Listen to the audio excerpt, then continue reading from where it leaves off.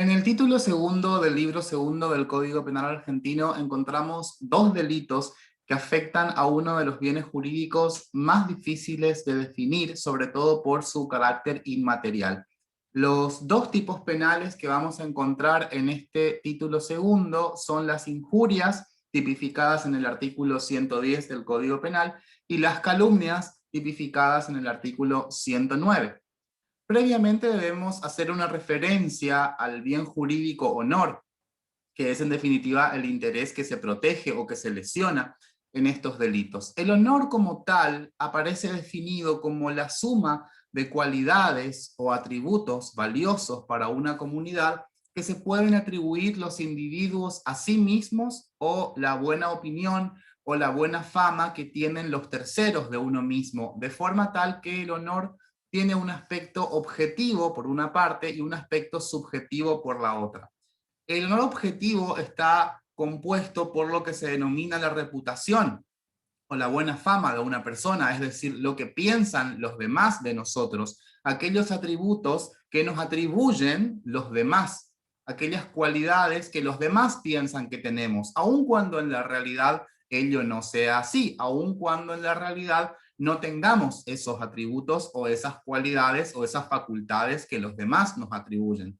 Por otra parte, también está ligado al concepto de honor, también comprende el concepto de honor, la autoestima de cada persona, es decir, aquellos atributos que cada uno de nosotros piensa que tiene, es decir, el honor subjetivo, aquellas cualidades que se atribuyen los individuos a sí mismos, que se autoatribuyen.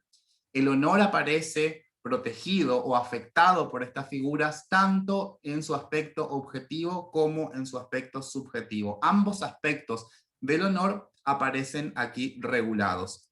El honor como tal, además, debemos remarcar, es un concepto ficticio en la legislación penal argentina, porque existe una presunción legal de que todas las personas tenemos honor. La ley presume que todos somos sujetos honorables porque es un atributo de la personalidad humana. No existe una persona sin honor para la ley penal. Por ello se trabaja con un concepto de honor ficticio, de forma tal que aun cuando a una persona se le atribuya una cualidad negativa, aun cuando eso se compadezca con la realidad, aun cuando eso sea así efectivamente, también puede llegarse a la afectación del honor. Por ejemplo, decirle estafador a una persona que efectivamente de cuando en cuando comete alguna estafa, o decirle meretriz a una persona que efectivamente ejerce la prostitución, esa persona puede sentirse afectada, puede sentirse deshonrada por el comentario, por esa agresión verbal, y de todas formas estaría afectando el honor, aun cuando lo que se hizo, en definitiva, es decir la verdad, porque ese sujeto es un estafador y esa persona se prostituye, ejerce la prostitución, de forma tal que la ley establece un concepto ficticio para cada una de las personas. Se presume que todos somos sujetos honorables, más allá de lo que ocurra en la realidad. Y esto es bastante criticado, sobre todo por Bacigalupo. Enrique Bacigalupo entiende que estos delitos en realidad configurarían delitos de indiscreción. Lo que cometería el sujeto, el autor de las injurias aquí, sería una indiscreción, es decir, decirle prostituta a la mujer que se prostituye. Eso es básicamente en lo que constituiría la injuria para Bacigalupo. Lo que se protegería entonces sería un ámbito de intimidad de las personas, lo que una persona no quiere que se sepa en el ámbito social, es decir, sí soy un estafador, sí soy un sinvergüenza, quizás soy un pervertido, pero no quiero que esas conductas mías, no quiero que esas cualidades negativas se sepan en la realidad. Entonces, si yo soy un sinvergüenza y una persona así me lo dice en el rostro o lo comenta con demás personas, si yo cometo estafas de tanto en tanto, si hay una persona que es adicta a la pornografía, por ejemplo, y un día alguien lo revela, bueno, aun cuando se compadezca con la realidad, aun cuando efectivamente eso sea así, de todas maneras se estaría afectando el honor de una persona, y por ende Bacigalupo dice estos son delitos en todo caso de indiscreción, y lo que se busca proteger aquí no es el honor de las personas, sino un ámbito de intimidad. Las personas no quieren que se sepan que son adictas, por ejemplo, a la pornografía. Entonces, esa cualidad es preferible que se mantenga en un ámbito de intimidad. Por ello, Bacigalupo disiente y dice que lo que se protege aquí no es técnicamente el honor, porque una persona que efectivamente es adicta a la pornografía, ¿por qué debería sentirse deshonrada si alguien solamente se limita a afirmar una verdad? En ese caso, entonces la posición de Bacigalupo es distinta. Entiende que aquí lo que se protege es un ámbito de intimidad y que las injurias, por lo menos, representarían delitos de indiscreción. Ahora, respecto a los aspectos constitucionales del bien jurídico honor, lo cierto es que se protege el honor como uno de los atributos de la personalidad. El derecho a la honra es un derecho constitucional que además entra en conflicto con otro derecho constitucional, que es el derecho a la libertad de expresión y a la libertad de información. Es decir, que se produce una colisión de derechos, si se quiere, respecto de el honor con el derecho a la información. ¿Cuál de los dos derechos debe primar en esta colisión? Porque es cierto que todos tenemos derecho al honor, pero también existe el derecho a la información, a la investigación, sobre todo ciertos sujetos que asumen determinadas funciones o determinados roles, como los periodistas, tienen derecho a investigar y tienen el deber de informar con veracidad respecto de la actividad, por ejemplo, de los funcionarios públicos. Es por ello que el derecho a la honra entra en conflicto con la libertad de expresión, con la libertad de información, el derecho a la información, que comprende tanto brindar información como acceder a la información. Entonces, ¿qué ocurre cuando hay una colisión de intereses? ¿Cuál de los intereses debe primar? ¿Cómo hacemos esa ponderación de los intereses? Bueno, en principio lo que debemos pensar es que es más importante el interés público que el honor de determinados sujetos. Existen ciertos sujetos que están más expuestos que otros por la función que desempeñan. Por ejemplo, un funcionario público, un presidente, un diputado, un senador, un juez, son todos sujetos que están investidos de una función pública que de alguna manera hace que sus acciones o que sus vidas se encuentren más expuestas que las de otras. Con lo cual siempre hay que darle más relevancia y más entidad a el interés público frente al derecho a la honra. ¿Qué quiere decir eso? ¿Que los funcionarios públicos no tienen derecho al honor? Sí tienen derecho al honor, pero siempre deberá primar el interés público por sobre ese derecho a la honra o sobre ese derecho al honor. De todas maneras, hay que hacer algunas precisiones en este sentido, porque el interés público como tal no implica cualquier divulgación de cualquier acción que pertenezca, por ejemplo, a la vida privada de un funcionario público. Es cierto que todo lo que se vincule con la actividad pública, es decir, con la actividad de los actos de gobierno, en esos casos, por supuesto que va a primar el interés público, pero no es lo mismo lo que se refiere a la vida privada del funcionario público, respecto de la cual no existe interés público. Entonces tenemos que hacer esa distinción. Respecto de la actividad de determinados funcionarios públicos, por un lado, separar la vida privada de los funcionarios públicos, respecto de la cual no existe un interés público, y por otra parte, la actividad funcional que desempeñan. Si nos referimos a la actividad funcional de los sujetos, entonces a partir de allí sí vamos a encontrarnos con que existe interés público, pero no respecto de las vidas privadas de esos funcionarios públicos. Estos delitos han sido modificados. Este título segundo del libro segundo del Código Penal ha sufrido ciertas modificaciones por la ley 26.551. Esta ley nace luego de una sentencia del fallo Kimmel versus Argentina, donde se condenó a la Argentina. La Corte Interamericana de Derechos Humanos consideró que se afectaba el principio de legalidad, consideró que se afectaba el derecho a la libertad de expresión con la regulación de los delitos de injurias y calumnias, y se condena al Estado argentino, se lo sanciona y se lo insta a modificar la legislación en materia de delitos contra el honor y adecuarla al principio de derecho penal de última ratio. En este caso, quizás se haya perdido una gran oportunidad para derogar definitivamente estos delitos y recurrir únicamente al derecho civil. ¿Por qué?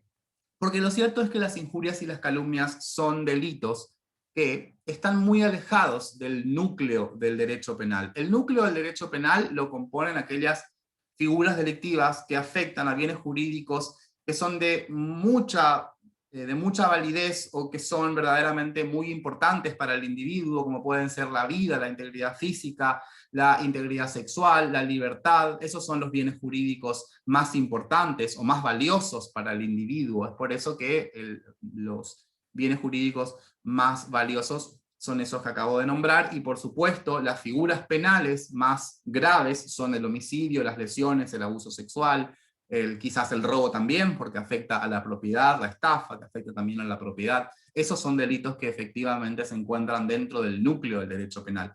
Sin embargo, las injurias y las calumnias por afectar a un bien jurídico que además es inmaterial, el honor como tal no lo podemos ver, no podemos medir las afectaciones hacia el honor, a diferencia de lo que sí podemos hacer quizás con una lesión, podemos tener un pronóstico de curabilidad respecto de una lesión determinada. Un médico nos puede extender un diagnóstico y decir esta lesión va a tardar más de un mes en curar o va a inhabilitar al sujeto por más de un mes para el trabajo.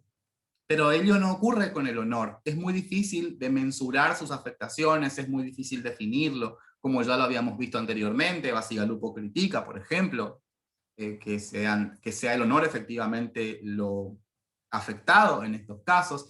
Entonces, lo cierto es que el derecho penal es de última ratio. El derecho penal solamente aparece como la última herramienta, solamente se legitima la aplicación del derecho penal cuando hayan fallado en la regulación o en la solución de determinados conflictos otras ramas del ordenamiento jurídico. El derecho penal es el más enérgico, la más enérgica de todas las ramas del derecho penal, pues, puesto que su emanación o su consecuencia principal, que es la pena, no está presente en otras ramas del ordenamiento jurídico, como puede ser el derecho civil. Entonces, estos delitos, lo cierto es que no ocurriría nada, no ocurriría un gran vacío de punición si se derogasen, puesto que quedan otras ramas del ordenamiento jurídico como el derecho civil, el derecho a resarcir el daño, el derecho que tiene el sujeto a el resarcimiento del daño por una expresión injuriosa, por ejemplo. No necesariamente una injuria deba acarrear consecuencias penales. Podría resolverse satisfactoriamente esto en el ámbito del derecho civil. Aquella persona a quien le han dicho que es un estafador, que es un sinvergüenza, que es un adicto a la pornografía, por trabajar con los ejemplos con los que habíamos empezado la clase, si esa persona sufrió algún daño patrimonial como consecuencia de esos dichos, podría recurrir al derecho civil para que el sujeto, el autor de esas expresiones injuriosas, resarza el daño, que de alguna manera pague una indemnización por daños y perjuicios, si es que efectivamente eso ha ocurrido, con lo cual estas figuras penales verdaderamente no ocupan un rol primordial en nuestro Código Penal, están más afectadas, más alejadas de la afectación al núcleo del derecho penal, y no estaríamos verdaderamente necesitando estas figuras penales indefectiblemente. Podemos recurrir a otras ramas del ordenamiento jurídico para tutelar o para regular esta clase de situaciones. Como habíamos visto, son dos nada más los delitos que aparecen en este libro segundo, título segundo, las injurias y las calumnias. En las injurias son los delitos que vamos a encontrar como figura básica. La injuria es la figura básica en este caso y está tipificada en el artículo 110 del Código Penal. A diferencia de lo que ocurre con otros tipos penales donde primero se tipifica la figura básica y luego el agravante, en este sentido el legislador se apartó un poco de esa técnica legislativa porque primero tipificó el 109, que es el delito de calumnias, y luego le sigue el delito de injurias. Pero lo cierto es que la relación género a especie comienza con las injurias. Las injurias son el género y las calumnias son una especie. ¿Por qué? Porque la injuria consiste en deshonrar o desacreditar a otra persona, y la calumnia aparece como una agravante, como la falsa imputación de un delito que dé lugar a la acción pública concreto y circunstanciado. Pero veamos concretamente la estructura típica de cada uno de estos delitos. Las injurias, como vimos, tipificadas en el artículo 110, consiste en intencionalmente deshonrar o desacreditar a una persona física determinada. En ningún caso configurarán delito de injurias las expresiones referidas a asuntos de interés público o las que no sean asertivas. Tampoco configurarán delito de injurias los calificativos lesivos del honor cuando guardasen relación con un asunto de interés público. Veamos cuál es la estructura típica de este delito. Las acciones típicas son dos: la deshonra o el descrédito, deshonrar o desacreditar a otro. Cuando el legislador dice deshonrar, se está afectando al honor subjetivo, es decir, la autoestima que tiene la persona. La deshonra, también denominada contumelia, es lo que se entiende por ultraje personal. Deshonrar quiere decir quitar la honra, y consiste en una agresión que se lleva a cabo cara a cara. Es una imputación directa. Con la deshonra estamos en el ámbito de la imputación directa de un calificativo negativo. Por ejemplo, decirle a una persona, vos sos un ladrón. En ese caso estamos afectando la autovaloración de una persona y lo estamos haciendo cara a cara. Es una imputación directa. Ahora, el problema es que el verbo típico deshonrar afecta al principio de legalidad porque es bastante cuestionable que el honor pueda desaparecer, pueda quitarse la honra solamente por dichos de otra persona, solamente porque nos digan a nosotros que somos ladrones o que somos corruptos o que somos pésimos profesionales. Eso es bastante cuestionable o bastante absurdo pensar que la honra se nos va a quitar, que ya no vamos a tener más honor a partir de esa declaración mediante ese dicho. Es bastante extraño pensar que un sujeto va a estar deshonrado, pero lo cierto es que ese es el verbo típico que ha utilizado nuestro legislador originario, porque este es un tipo penal que data de nuestro Código Penal de 1921. La segunda conducta típica afecta al honor objetivo, la buena fama, los méritos y demás, y es desacreditar. Desacreditar o difamar a otro. Esta es la segunda modalidad de comisión de las injurias, consistente en una difamación. Aquí ya no se lleva a cabo la imputación en forma directa, sino que se hace respecto de terceras personas, porque aquí se afecta el buen crédito, la valoración social que tiene una persona. Se la difama cuando no se la insulta cara a cara, sino cuando se lleva a cabo esta imputación delante de terceras personas. Por ejemplo, delante de un grupo de gente, decir Juan Pérez es un ladrón. Decirle a un grupo de gente, Juan Pérez es un ladrón. Esto representaría una injuria también, pero en la modalidad del verbo típico desacreditar, porque aquí lo que se está haciendo es difamar a otro. De nuevo, la afectación al principio de legalidad en cuanto a su exigencia de ley cierta es bastante notable en estos casos, porque la pregunta que debemos hacernos es, ¿qué significa concretamente sacarle la honra a una persona? ¿Cómo le sacamos a alguien la honra simplemente por hablar mal de él? Y también existen algunos calificativos que son lesivos del honor, pero que intrínsecamente no tienen nada de insultante. Por ejemplo, palabras como puto o negro. Esas palabras como tales en realidad no revisten un carácter insultante en sí, sino que depende de la tonalidad o de la dirección de la voluntad de la persona que emite esos comentarios. Entonces, decirle a alguien que es un negro de mierda, en ese caso, verdaderamente es una afectación a la honra. Estamos quitándole la honra a alguien por decirle eso. Con lo cual pareciera que se afecta el principio de legalidad en estos casos. Respecto de los medios comisivos, ¿cómo llegamos a la deshonra y al descrédito? Existe pluralidad de formas, existen muchas formas de sacarle la honra, de desacreditar o deshonrar a otras personas. En principio las palabras, en principio uno podrá pensar que cómo deshonramos o cómo desacreditamos valiéndonos de la palabra oralmente, en forma escrita, en redes sociales también lo podemos hacer, podemos valernos de Facebook, Twitter, Instagram para poder llevar a cabo una deshonra o un descrédito, aunque también se puede hacer mediante gestos, también se pueden hacer determinados gestos para injuriar a alguna persona, para ridiculizarla, se le pueden hacer determinados gestos con los dedos, y también comprende la injuria real. Las injurias reales son aquellas en las cuales se llevan a cabo ya medios materiales. La injuria real es aquella que se comete por un medio material, como darle un bofetón en público a un funcionario público en el medio de una asamblea o de un acto público, darle un leve bofetón a un rey, por ejemplo, a un presidente, a un ministro de Estado, a un primer ministro. Son todas formas de injuriar también. Darle un leve bofetón también estaría ridiculizando a alguien, estaría deshonrándolo. También se puede hacer mediante gráficos, también se puede llevar a cabo una injuria mediante un dibujo, se puede dibujar a una persona, hacer una caricatura muy ridícula donde se le caracterice de alguna manera negativa. Entonces, respecto de los medios comisivos, existe pluralidad de medios, no solamente la palabra, aunque seguramente que la palabra va a ser el medio más común. Se discute si se puede cometer la injuria por omisión, por ejemplo, en la negación del saludo a un jefe de Estado, por ejemplo, y el problema sería que es muy raro que una persona se encuentre en posición de garante respecto del honor ajeno. Además, la tipicidad de este delito requiere que sean expresiones asertivas. Queda fuera de la tipicidad toda expresión que no afirme certeramente un mensaje.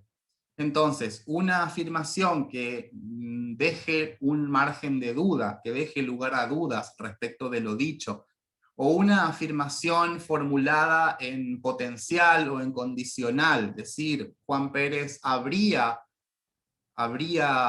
cometido actos inmorales en tal situación. Bueno, todas esas son afirmaciones no asertivas porque verdaderamente dejan un manto de duda respecto de qué es lo que se quiso decir con esa expresión, con lo cual, más allá de que es un medio comisivo de la injuria, no es asertiva la expresión, y uno de los elementos del tipo penal aquí requiere que se trate de expresiones asertivas. Debe tratarse de una expresión asertiva para poder configurar injurias. El sujeto pasivo de este delito debe ser una persona física determinada. Esta es una de las reformas de la ley 26.551.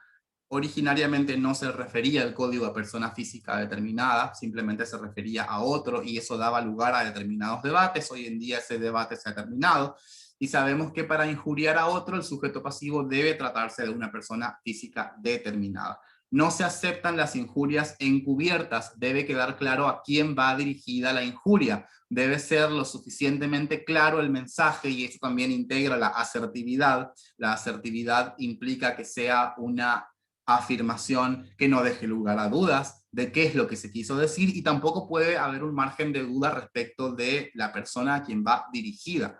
No puede quedar un margen de duda en este sentido. Ya no se aceptan más las injurias encubiertas, que antes sí estaban reguladas también en este título del Código Penal. Respecto de los menores e incapaces y los muertos, existe cierto debate respecto de los sujetos pasivos. En el ámbito de los sujetos pasivos vamos a encontrarnos con el problema de los menores e incapaces y de los muertos también. ¿Qué ocurre con el caso de quien le dice a un bebé recién nacido: vos sos un atorrante? Bueno, es claro que la persona que lleva a cabo ese comentario en realidad lo está haciendo quizás a modo de broma, y ni siquiera lo está haciendo en forma seria, y esto me remite un poco a lo que exige el tipo penal hoy en día. El tipo penal exige lo directo, exige intencionalidad, como podemos ver aquí en nuestro cuadro de tipicidad objetiva y subjetiva. Se requiere que el autor obre intencionalmente, con ánimo de injuriar. Quien le dice atorrante a un bebé en general lo dice como para hacerle una gracia a la criatura, nunca lo dice intencionalmente. Y aun cuando lo dijera intencionalmente, la persona que emite semejante comentario, si es que efectivamente piensa deshonrar a una criatura que todavía ni siquiera tiene conciencia de que existe, más bien está para el manicomio que para otra cosa. Así que podemos llegar a pensar que el emisor de ese mensaje verdaderamente tendríamos que pensar en la atipicidad de esa expresión. Pero vamos a un caso un poco más real. ¿Qué ocurre si le decimos ladrón a un menor que tiene 16 años? Ahí la cosa cambia, ahí el ejemplo es distinto, porque el honor es un atributo de la personalidad e integra el derecho a la dignidad. Entonces tiene derecho a la dignidad ese menor de 16 años. Entonces debemos tomar en cuenta cada uno de los casos concretos. Tenemos que ver la capacidad concreta de comprensión de la injuria por parte del menor. En el caso del bebé recién nacido o el niño de pocos años, que quizás ni siquiera comprende lo que se le está diciendo. El escaso desarrollo de la psiquis, de la personalidad del individuo, en esos casos le va a impedir autopercibirse. Un bebé ni siquiera se autopercibe. Entonces no tiene autoestima el bebé, no tiene ni siquiera buena fama. ¿Cómo podríamos decir que un bebé tiene mala reputación? Eso es absurdo pensarlo de esa manera. Entonces, las opiniones vertidas sobre un menor de esa edad, de pocos años, difícilmente sean tomadas seriamente en cuenta, pero la cosa cambia cuando hablamos ya de un menor de 16 años a quien le decimos ladrón. Bueno, ¿pueden ser o no sujetos pasivos los menores de injurias? Sí, pueden ser sujetos pasivos también de injurias, pero debemos analizar en cada uno de los casos concretos qué capacidad tienen los menores para comprender el comentario injuriante, en qué contexto se lo ha dicho. En todo caso, el problema que vamos a encontrarnos es la capacidad para ejercer la acción penal. Los delitos de injurias y calumnias son delitos de acción privada y que requieren del ejercicio de la querella. Y los menores carecen de capacidad para instar la acción penal privada por sí mismos, deben hacerlo a través de sus representantes, que son sus padres. Pero si sus padres lo hacen, de todas maneras ellos pueden ser promotores, pueden promover la acción penal por vía de sus representantes legales, y sí pueden los menores también ser sujetos pasivos de injurias, aunque con las limitaciones que acabo de mencionar, y debemos analizar cada uno de los casos concretos. No podemos lograr una regla general para estos supuestos. ¿Qué pasa con los muertos? El honor es un atributo de la personalidad, como lo habíamos dicho, y como atributo de la personalidad se extingue con la muerte.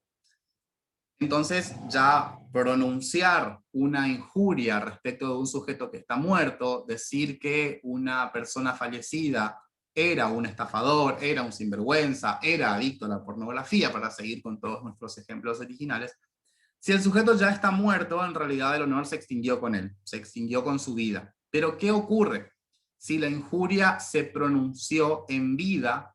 Y sí puede haber responsabilidad penal, y el sujeto antes de morir inició la querella. ¿Qué ocurre si el sujeto antes de morir inició la querella? En ese caso puede ser continuada por sus representantes. En ese caso puede ser continuada por sus representantes. Si tomamos el artículo 73 del Código Penal, en su tercer párrafo nos dice que la acción por calumnia e injuria podrá ser ejercitada solo por el ofendido y después de su muerte por el cónyuge, hijos, nietos o padres sobrevivientes. Eso quiere decir que si la injuria o calumnia se pronunció en vida y el ofendido inició la acción penal, inició la querella, y en ese periodo, luego de haber iniciado la querella, fallece, pierde la vida, bueno, esa querella puede ser continuada por sus representantes, que son quienes acabamos de leer. Puede ser continuada por sus sucesores.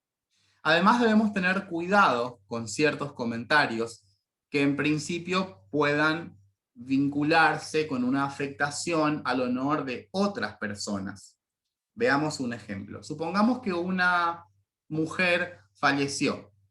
Una mujer falleció y varias personas asisten al sepelio, al velorio, y en medio del velorio una persona hace un comentario bastante desagradable delante de un grupo grande de gente y dice lo siguiente: esta mujer era una arpía y solamente pudo haber dado a luz a serpientes venenosas igual que ella. Y alrededor de ella había 5 hijas que son, en definitiva, las huérfanas de esa mujer que había fallecido.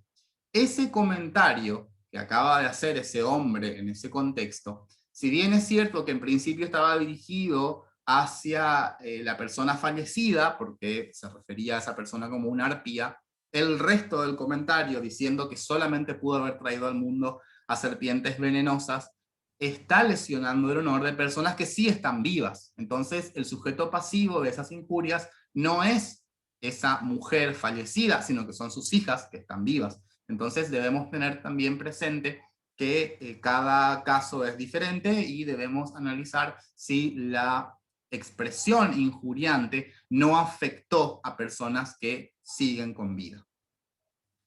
Ahora, nos preguntamos cuándo se consuma la injuria. Tradicionalmente, la doctrina clásica siempre ha dicho que estos son delitos de pura actividad. Siempre se ha clasificado a la injuria como un delito de pura actividad y mayormente la doctrina a través de ese pensamiento, a partir de esa premisa, entendía que estos delitos ni siquiera admitirían la tentativa.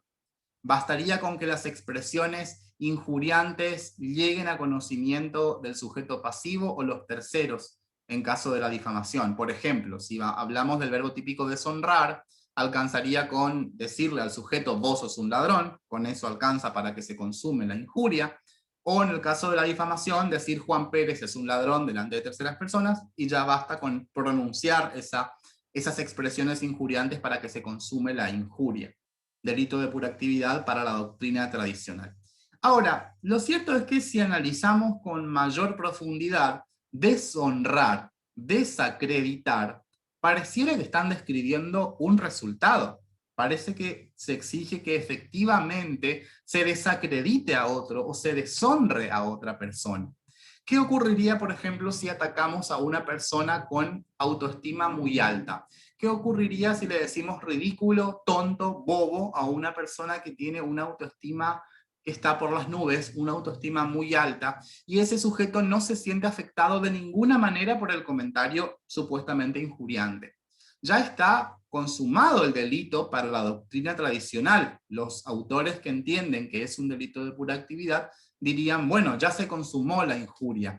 Pero el problema aquí es que el verbo típico es deshonrar, quitar la honra, y este sujeto no se sintió afectado de ninguna manera.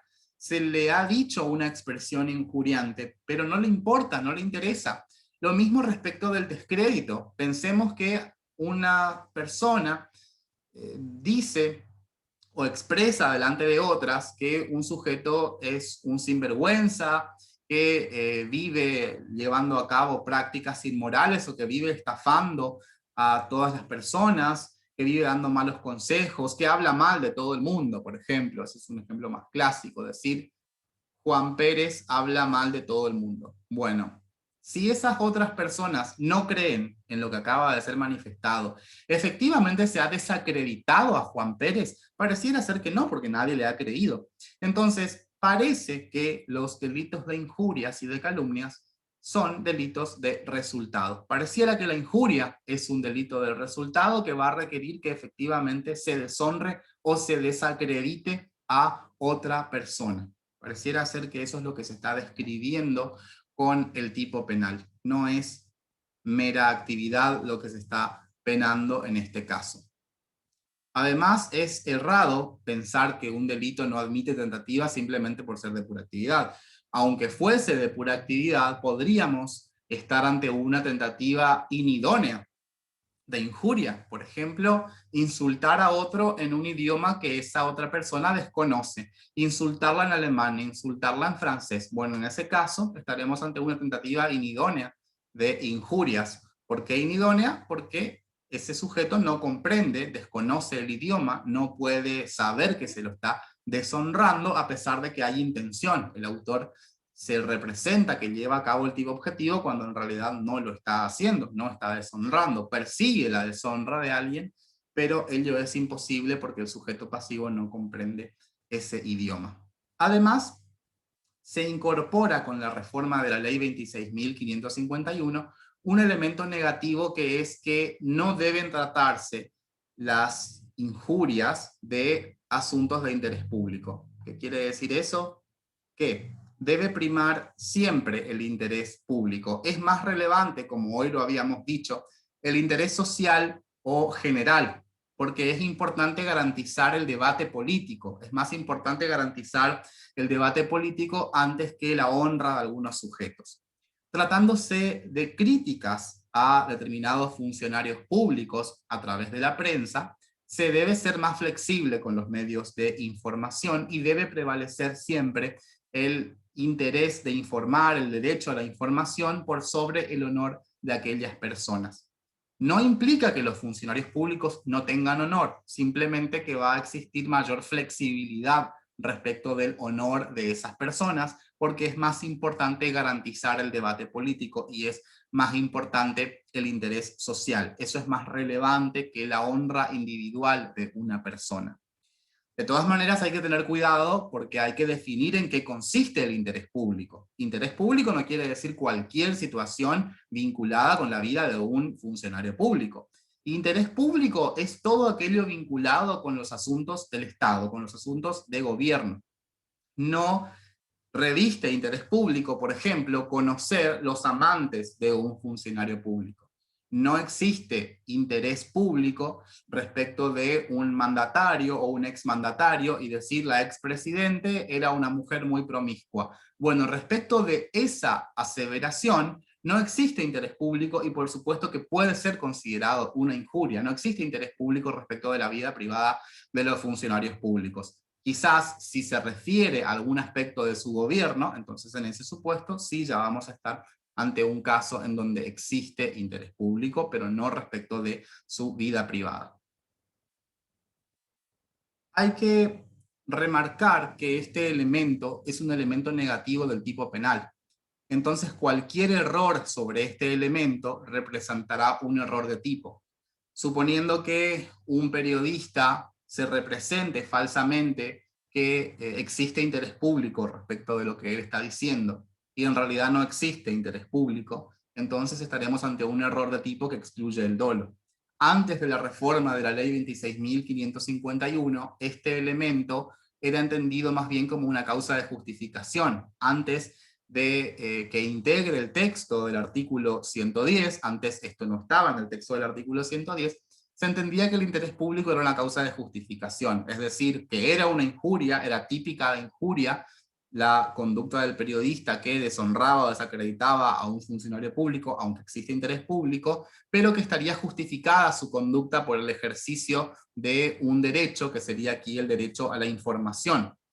Y si existe un error sobre una causa de justificación, ese error es en principio un error de prohibición indirecto. Antes de la reforma se lo entendía como un error de prohibición indirecto, porque si lo entendemos como causa de justificación y hay un error sobre un presupuesto fáctico de una causa de justificación, la teoría de la culpabilidad estricta lo resolvería como error de prohibición. Hoy en día, si existe un error sobre este elemento, esto va a ser un error de tipo que va a tener como consecuencia excluir el dolo, y las injurias ni las calumnias tampoco fueron tipificadas en su forma imprudente. Así que cualquier error, por vencible que fuera, excluirá el dolo.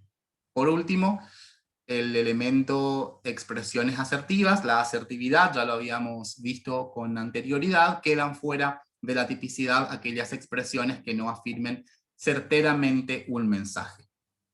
Respecto del tipo subjetivo, este es un tipo doloso que va a requerir dolo directo. Se exige la intencionalidad. Si nos remitimos al texto del artículo 110 del Código, exige el que intencionalmente deshonrare o desacreditare. ¿Por qué se exige esa dirección de la voluntad en particular? Porque existen otras posibles finalidades que podrían estar en cabeza del individuo a la hora de pronunciar una expresión injuriante. Por ejemplo, puede ser que se lo haya hecho para corregir a otra persona. El padre que insulta a su hijo pero con ánimo de corregirlo, para que no vuelva a repetir esa conducta en el futuro.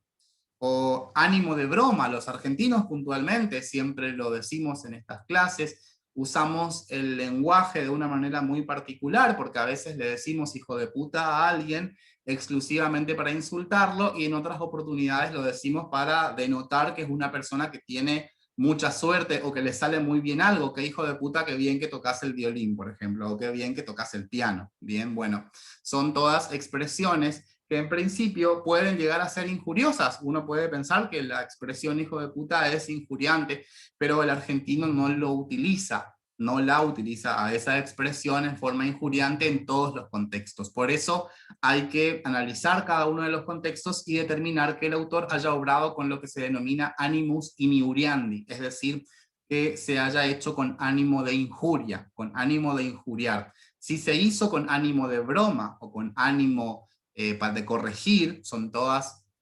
conductas que van a ser atípicas, atípicas a nivel subjetivo, porque no existía el dolo directo, en este caso de injuriar a otra persona. Ya vimos que para las injurias es irrelevante que lo que se afirme sea verdad o no. Ya vimos que se puede afectar el honor de otra persona, aún diciéndole la verdad. Se puede afectar el honor de alguien, como habíamos dicho, de una persona que es meretriz, y si se le dice que es meretriz y ese comentario lesionó su honor, bueno, esa conducta igualmente es típica del delito de injurias, porque no se requiere la falsedad en el delito de injurias, a diferencia de lo que va a ocurrir en la calumnia. En la calumnia sí es un elemento del tipo penal la falsedad. Ahí sí de la afirmación debe ser falsa porque son otros los presupuestos. Pero aun cuando digamos la verdad podemos llegar a injuriar a otra persona.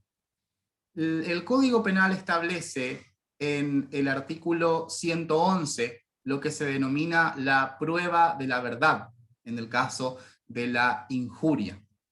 La regla general es que la verdad no se puede probar en las injurias. Es decir, por más que yo diga la verdad, por más que yo le haya dicho sinvergüenza a una persona que es un sinvergüenza, por más que le haya dicho ladrón a una persona que es un ladrón, esa verdad no se puede probar en el proceso penal porque es un honor ficticio lo que protege la ley penal. Entonces, la verdad no se puede probar en el proceso penal. Existen esa limitación probatoria con determinadas excepciones. Veamos el texto del artículo 111. El acusado de injuria, en los casos en los que la expresión de ningún modo esté vinculada con asuntos de interés público, no podrá probar la verdad de la imputación, es decir, está prohibida la prueba de la verdad, salvo en los casos siguientes. Inciso 1. Si el hecho atribuido a la persona ofendida hubiere dado lugar a un proceso penal.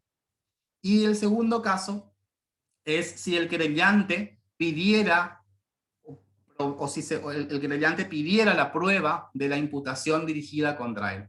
En esos dos casos sí está permitido probar la verdad. Si a raíz de esa injuria se inició un proceso penal o si el querellante pidió la prueba de la verdad en su contra. Vamos a ver en qué consiste cada uno de estos casos.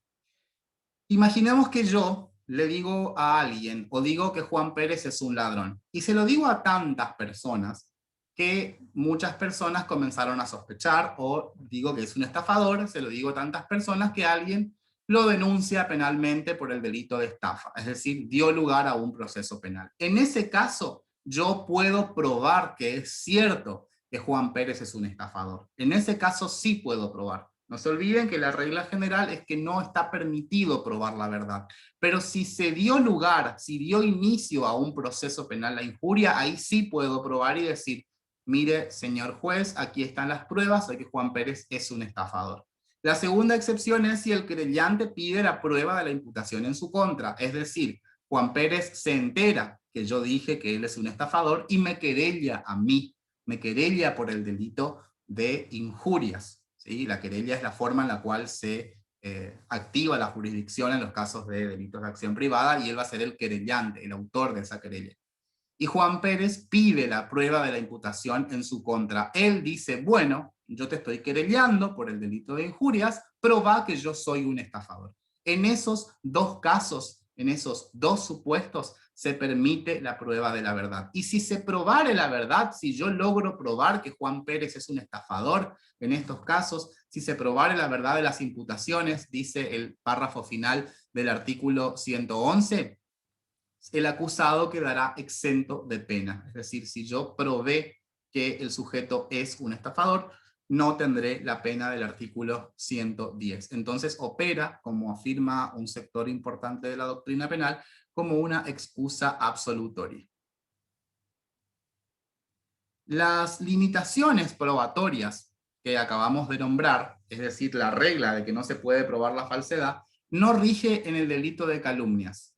En el delito de calumnias siempre se puede probar la verdad, porque la falsedad es un elemento del tipo objetivo, como veremos a partir de ahora.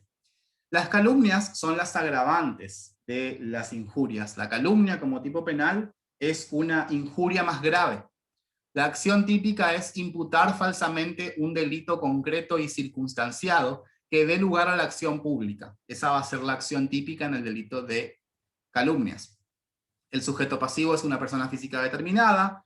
El elemento negativo: no deben tratarse de asuntos de interés público y también deben ser expresiones asertivas, con lo cual tiene una estructura bastante similar en estos últimos elementos a la injuria. Comparten las injurias y las calumnias esos finales elementos, se distinguen solamente en cuanto al contenido de la acción típica en el delito de injurias.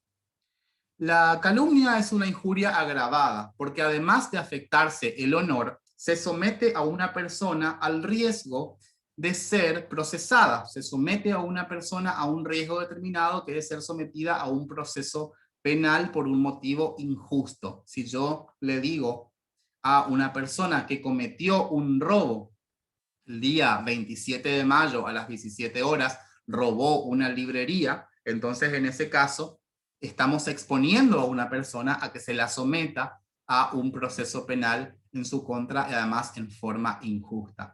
La acción típica consiste en las calumnias en atribuir falsamente la comisión de un hecho delictivo concreto y circunstanciado. Debe tratarse de un delito, no de una contravención. No sería delito de calumnias decir que Juan Pérez el lunes a las 17 horas pasó un semáforo en rojo. Esa no sería una calumnia porque no se está imputando falsamente un delito, sino una mera contravención.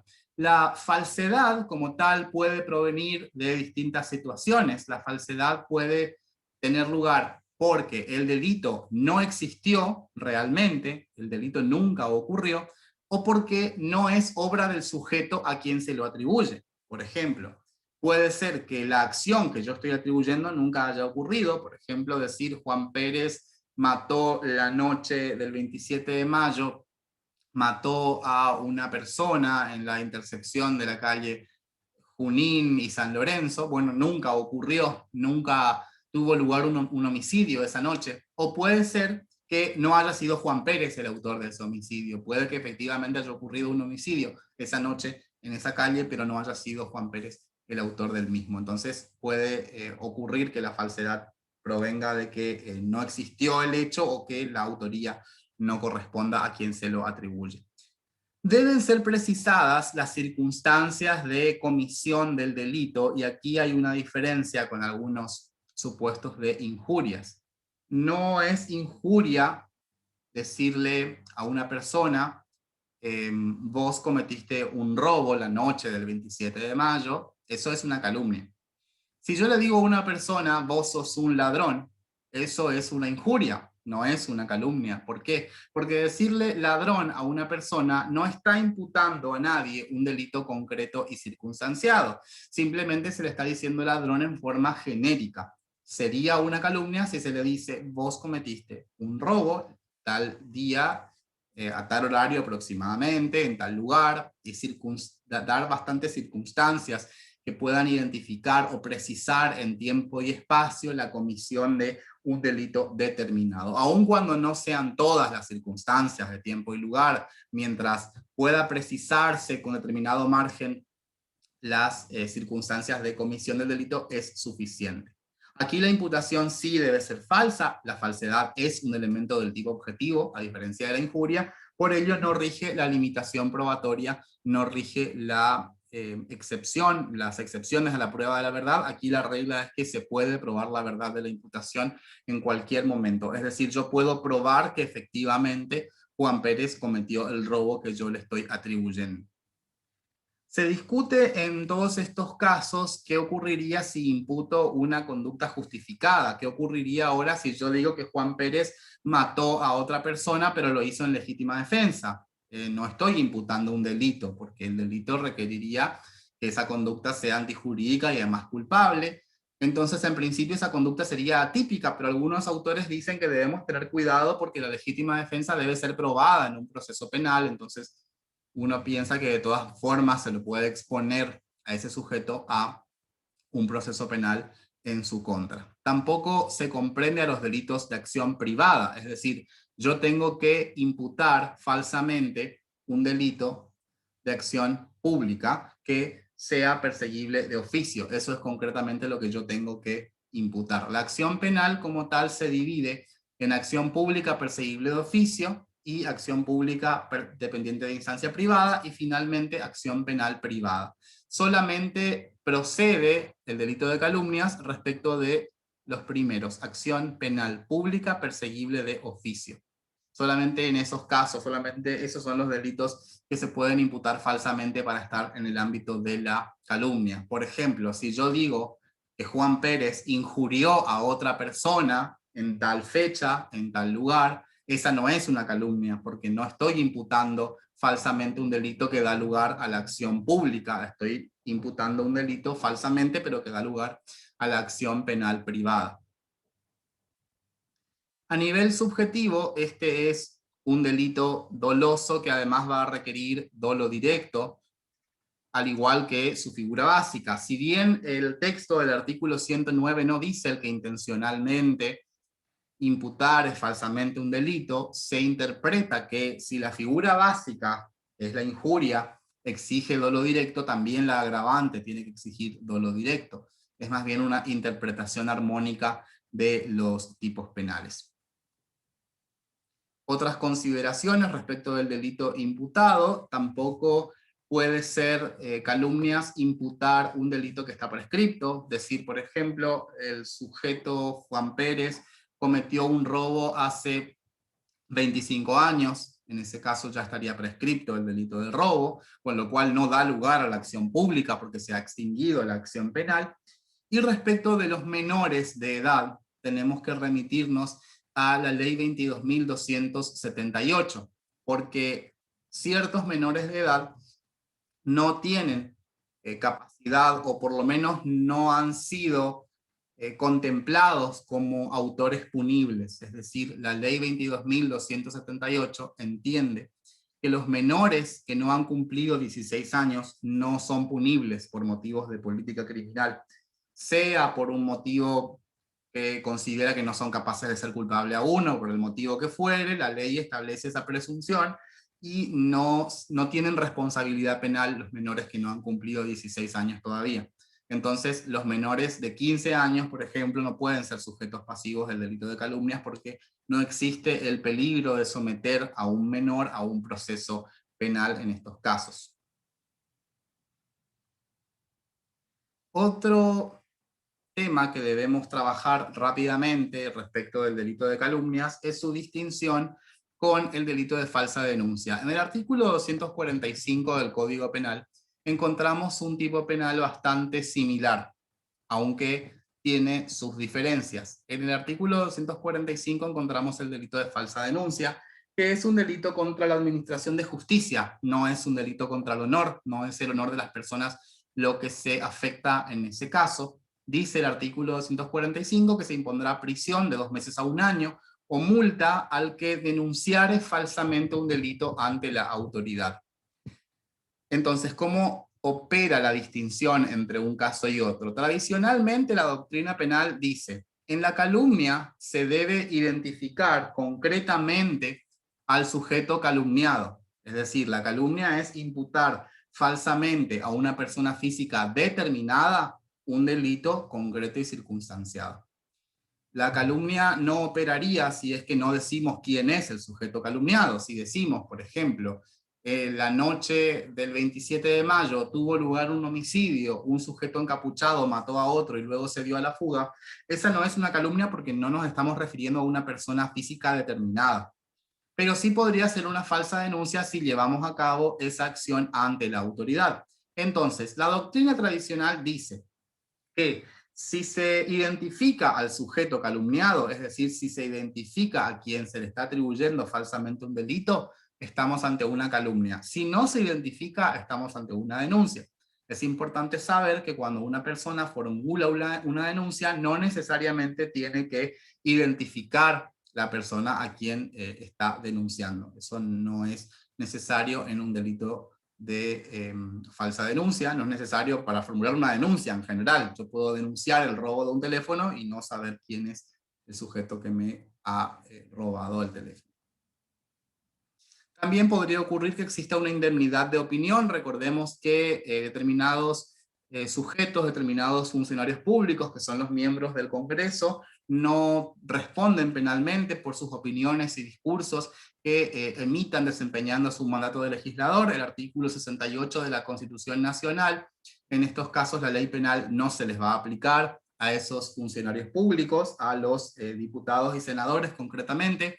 Si un diputado o un senador en un discurso que emite en el desempeño de su cargo lesiona el honor de otra persona, dice, por ejemplo, que el diputado del otro partido es un sinvergüenza, bueno, esa acción, esa conducta no es punible, esa conducta va a ser atípica porque no se aplica la ley penal en esos casos a los miembros del Congreso. Ellos tienen lo que se denomina la indemnidad de opinión.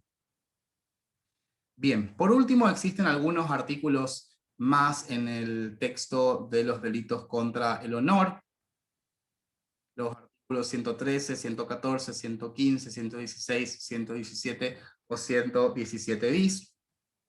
En esos casos vamos a encontrarnos con algunos institutos en particular. La publicación o reproducción de calumnias o injurias, que eso está contemplado en el artículo 113, el que publicare o reprodujere por cualquier medio injurias o calumnias inferidas por otro, será reprimido como autor de las injurias o calumnias de que se trate, siempre que su contenido no fuera atribuido en forma sustancialmente fiel a la fuente pertinente. Es decir, si un sujeto publica o reproduce injurias de otro, solamente es reprimido como autor si es que no cita fielmente cuál es la fuente. Si es que cita fielmente la fuente, entonces no habrá responsabilidad penal respecto de esa conducta de publicar o reproducir esas calumnias. Supuestos de no punibilidad existen además en estos artículos. Vamos a encontrarnos como las injurias ante los tribunales. En el artículo 115 nos dice que las injurias proferidas por los litigantes, apoderados o defensores en los escritos, discursos o informes producidos ante los tribunales y no dados a publicidad, quedarán sujetas únicamente a las correcciones disciplinarias correspondientes. Es decir, que no se aplica el Código Penal a las injurias proferidas por litigantes, apoderados en el ámbito de un proceso penal, por ejemplo. No va a ser aplicable el Código Penal para esos supuestos. Quedan exentas del régimen penal. Solamente están de alguna manera reguladas por las facultades disciplinarias del tribunal. Los jueces tienen facultades disciplinarias y pueden establecer sanciones también, si es que hay una inconducta de parte de algún abogado defensor o de un fiscal también, pueden los jueces hacer uso de esas facultades disciplinarias. Entonces, si existen injurias ante los tribunales, eso no es típico, no va a ser aplicable el Código Penal, se los exime del Código Penal y simplemente se va a regir por las facultades disciplinarias del juez. Por ejemplo, si el abogado de la contraparte dice, el abogado parece desconocer tal principio, el abogado defensor debería volver a cursar introducción al derecho, por ejemplo, en el marco de un proceso penal. Bueno, se prioriza o se garantiza la defensa en juicio en esos casos. Como elemento negativo, no deben ser dadas a publicidad. Si es que se da a publicidad, entonces, si es que se da publicidad por fuera del marco del proceso, si es que se injuria a un abogado, a la contraparte, fuera del proceso penal, entonces en ese caso no es aplicable esta excusa. También hay una excusa absolutoria en el caso de las injurias recíprocas del artículo 116. Cuando las injurias fueren recíprocas, el tribunal podrá, según las circunstancias, declarar exentas de pena a las dos partes o a alguna de ellas. Este es un sistema un poco parecido a lo que ocurre en el derecho civil y la compensación de culpas. Ocurriría, por ejemplo, si ambas personas y dos sujetos se injurian mutuamente, entonces puede, en ese caso, el tribunal dejar exenta de pena a las dos partes, porque los dos sujetos ya se injuriaron entre sí, de alguna manera sería una forma de pena natural. Si es que Juan y Pedro se injuriaron mutuamente, se puede dejar sin pena a ninguno de los dos porque han sido recíprocas las injurias. Y por último, también existe un caso de no punibilidad si existiese lo que se denomina la retractación, es decir, el acusado se desdice, el acusado retira sus dichos. Eso ocurre en el artículo 117, el acusado de injuria o calumnia quedará exento de pena si se retractare públicamente antes de contestar la querella o en el acto de hacerlo. La retractación no importará para el acusado la aceptación de su culpabilidad. Entonces, el que se retracta en las oportunidades mencionadas por el artículo 117 va a estar exento de la pena. La única aclaración que debemos hacer aquí es que publicidad no implica que deba llevarse a cabo la retractación delante de un número indeterminado de personas. Bastaría con que se lleve a cabo ante el tribunal la publicidad propia de esta clase de actos para que la retractación como tal sea válida.